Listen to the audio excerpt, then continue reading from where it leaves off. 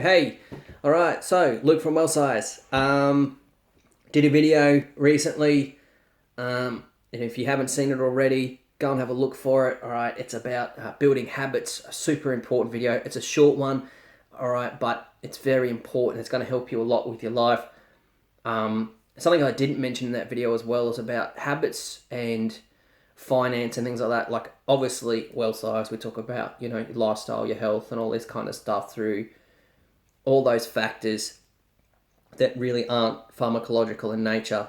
All right. So one thing though, I find that building good habits also translates over into other parts of your life, so finance and things like that as well. And you can apply those things. So that's in that video. If someone could put that video link down in the comments or something like that, that'd be very good. Appreciate it. It's about habits and how you can go about building those habits. But I touched a little bit briefly in the video about beliefs. Okay, and I've talked about motivational interviewing before, something that exercise physiologists do.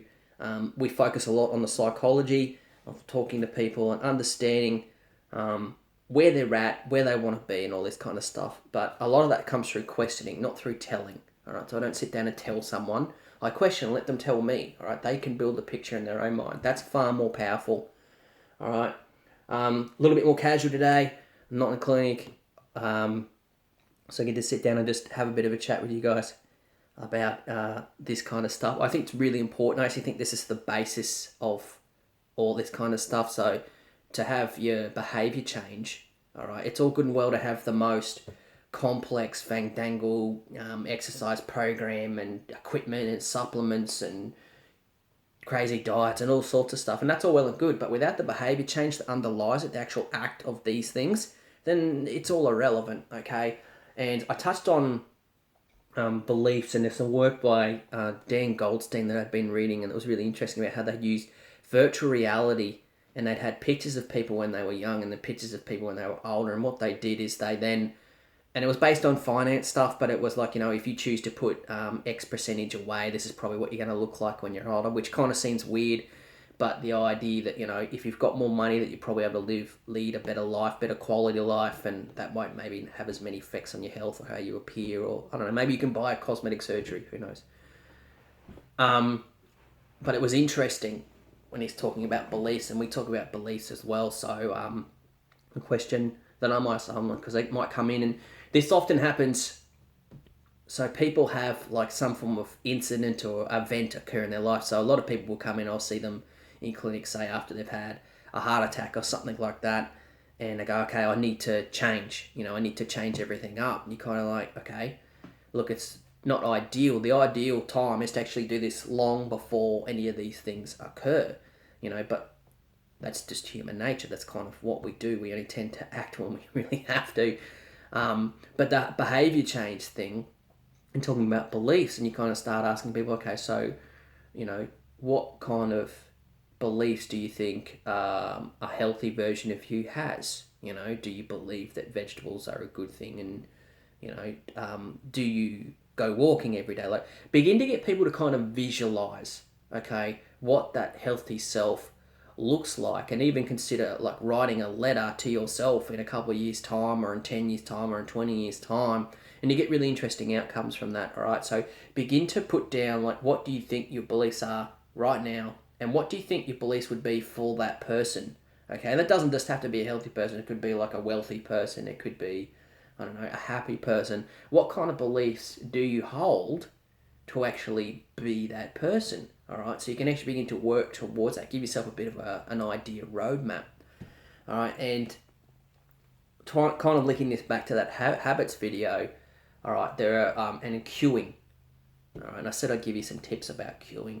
And one really good tip about queuing that I liked, that James Clear talked about in Atomic Habits, was the idea of laying out your exercise clothes the night before. So he's a morning exerciser, and the only way he was going to do that was that he lays those clothes out, and he knows that when he gets up in the morning, he puts them on, and that's his cue to him to exercise, all right? Because he talked a lot about changing the environment. We talk about that as well in exercise physiology, in a lot of different areas. Actually, talk about modifying your environment, and there's actually a really interesting study about, I think it was drug addicts, and they talked about these people went to rehab, they come out of rehab and go back to their old neighborhood, and they fall back into that lifestyle. Now, that's not true for everybody, all right, it's just this study. I found it very interesting because the idea of how powerful our environment is to us. So if we actually set our environment up, in my last video, I talked about having an exercise bike in the lounge room right there, front and center, in front of the TV, not a clothes hanger, all right, that you can actually get on because it's right there. It's easy, it's convenient. You're more likely to form that habit, all right? So he talked about triggers, all right, that trigger of laying out your clothes and things like that. A trigger I have for me is Sunday afternoons. It's just a time trigger every Sunday afternoon now. It's a habit for me, and we begin to food prep for the week. All right, that's something that we do. So it's important. So what I've talked about here in this video is like beliefs. So you can actually sit down and map out what kind of person you would like to be and what kind of beliefs do you think they hold.